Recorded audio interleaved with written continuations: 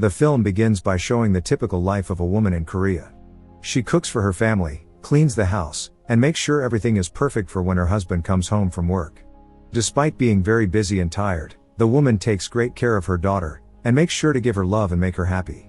Her name is Kim Ji-young, and while she has a normal life, every day feels the same, like an empty, purposeless routine that never ends. Ji-young doesn't have much time for herself, let alone work. Her only priority in life is her family, and despite always having a smile on her face, the routine took away all her dreams and aspirations.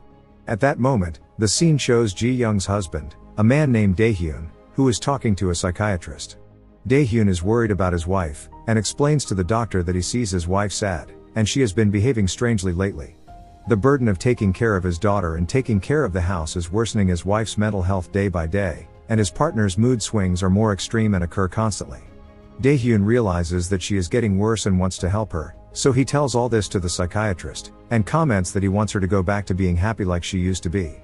At the same time, Ji-young takes her daughter for a walk, and while drinking some coffee she hears some people talking behind her back. They are jealous of women who don't work, and who only have to clean the house and drink coffee while their husbands do all the hard work. Ji-young feels bad to hear this, and decides to leave the square and go home. When she arrives, she gives medicine to her daughter, who was sick, and then bathes her. Dae-hyun comes home early from work and helps her with the child, while Ji-young goes to prepare dinner. Seeing his wife tired and somewhat depressed, Dae-hyun suggests taking a vacation and traveling somewhere nice during the new year, but Ji-young says it's not necessary, and she can go on vacation to her in-laws' house to have dinner with them as they do every year. Finally, New Year's Day arrives, and they go to party with Dae-hyun's family. That morning, Ji-young's mother-in-law asks the girl to be in charge of cooking the dumplings. Ji-young is tired of cooking, and seeing this her husband comes over to suggest ordering food to be delivered, but her mother insists on cooking. Seeing the amount of dirty dishes that had accumulated, Dae-hyun goes to wash them, and his mother says that he is a modern husband, suggesting that men don't belong in the kitchen. Days pass, and Ji-young gets up early to help with the housework. One day, her mother-in-law gives her a gift and she is thrilled, but upon opening it she discovers that it is simply a cook's apron. In the evening, everyone is resting or watching TV, while Ji-young continues in the kitchen. Dae-hyun knows that his wife is already tired and wants to go home, so he approaches and proposes to leave, but at that moment some relatives from another city come to visit them, so they decide to wait and stay for dinner. Dae-hyun's mother welcomes them very happily, and quickly asks Ji-young to prepare all kinds of meals to entertain the guests, as if she were a maid. It is here that Ji-young transforms for the first time, and as if someone else has taken over her body, the woman insults her mother-in-law and tells her to cook for herself. However, Ji-young doesn't seem to be aware of what she said, so Dae-hyun takes his wife and daughter to calm things down.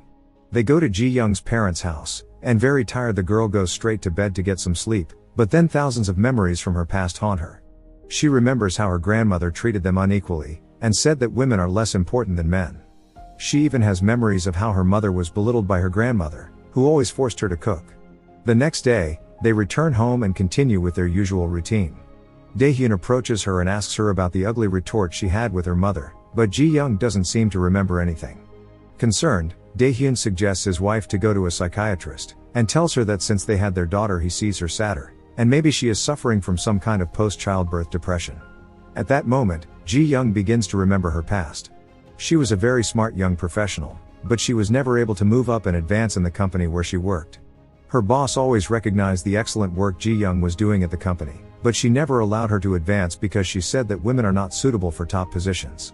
Also, women can get pregnant and take maternity leave, so they are not very suitable for the company, reminding her that she decided to abandon her children to become her boss. Back in the present, Ji-young takes her daughter to school, then meets some friends for tea. They talk about their working lives, noting that they were very good at what they did, but had to leave their dreams behind in order to focus on being a good mother and wife.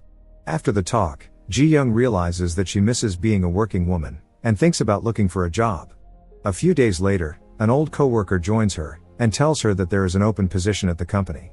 It turns out that her former boss left the company, and new positions have opened up that are perfect for Ji-young's skills, but she's not entirely sure. Going back to work might help her cut through her routine and reduce the stress of being at home, but she doesn't want to neglect her daughter either. On the other hand, Dae-hyun is at his job, and in his spare time he is looking for information on how to help his partner. The man even asks his colleagues, but they think he is exaggerating and laugh at him. However, Dae-hyun doesn't give up and tries to learn about postpartum depression, proving that he really loves his wife and cares about her.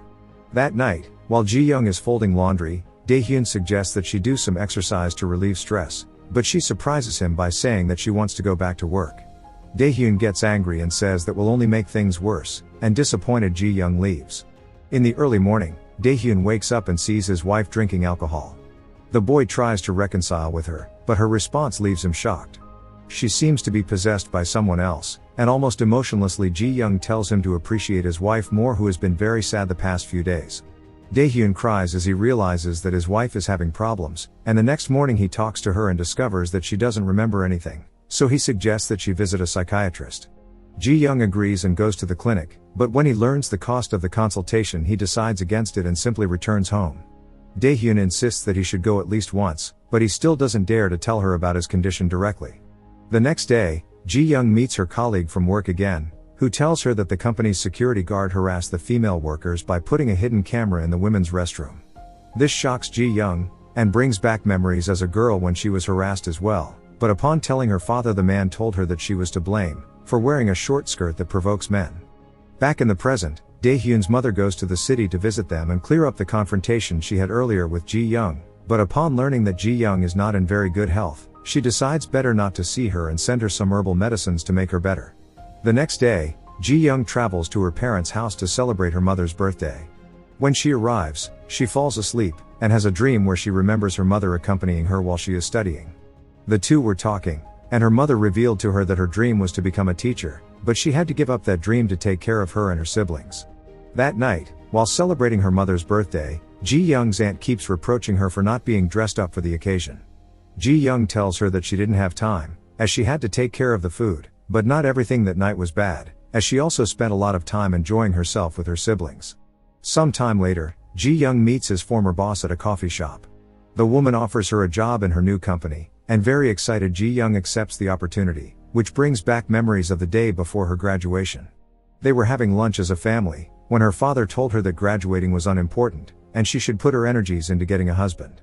Her mother became angry, as graduating was very important to Ji-young, and while arguing with her father, little Ji-young received a call offering her her first job. Back in the present, Ji-young decorates the house with balloons and buys a cake to celebrate her new job. Seeing this, Dae-hyun is silent, and his wife comments that this is what she always wanted. She dreams of being a hard-working, professional woman, and this opportunity will give her the meaning her life needs, making her feel capable and independent again. Dae-hyun is not sure if this will work out, and worries about his daughter and his marriage, but seeing his wife's happiness, he decides to support her in this process. The next day, Ji-young sticks up a bunch of ads looking for a nanny for his daughter, but unfortunately no one called. Seeing this, Dae-hyun decides to be the one to take a year's leave to care for and raise his daughter while his wife works.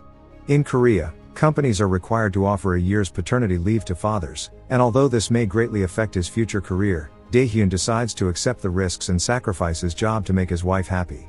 Upon learning this, Ji-young's mother-in-law becomes furious and insults her, saying that she is not capable and will ruin her family. The mother-in-law even calls Ji-young's mother, saying that the girl is crazy and has severe mental problems. Upon hearing this, Ji-young's mother goes to see her and tells her that she will take care of her daughter so that they can both go to work. At that time, Ji-young's illness comes back, and she talks as if her grandmother has possessed her. Ji-young begins to give her life advice, influenced by the upbringing she had, and seeing this her mother understands how much her daughter has been suffering. Upon returning home, Ji-young's mother breaks down and becomes angry at her husband for raising Ji-young the way he did. Her father had never given her the attention the girl deserved, and all the affection went to her male siblings. That night, Ji-young opens up to her husband and tells him that she won't go to work, and will stay at home locked up and isolated like everyone wants. Upon hearing this, Dae-hyun finally reveals to her that she is depressed, and shows her a video of her personality changes. Ji-young is shocked to realize her illness, and seeking peace in her life, she decides to treat herself with a psychiatrist. As the days go by, thanks to her strength and the support of her family, Ji-young manages to move forward with her life, facing obstacles with a smile on her face. Day after day she feels healthier and happier, and goes to talk to her boss to tell her that she will not start working yet, because she still has things to heal. She becomes a stronger and more independent person, and no longer lives as her husband's shadow.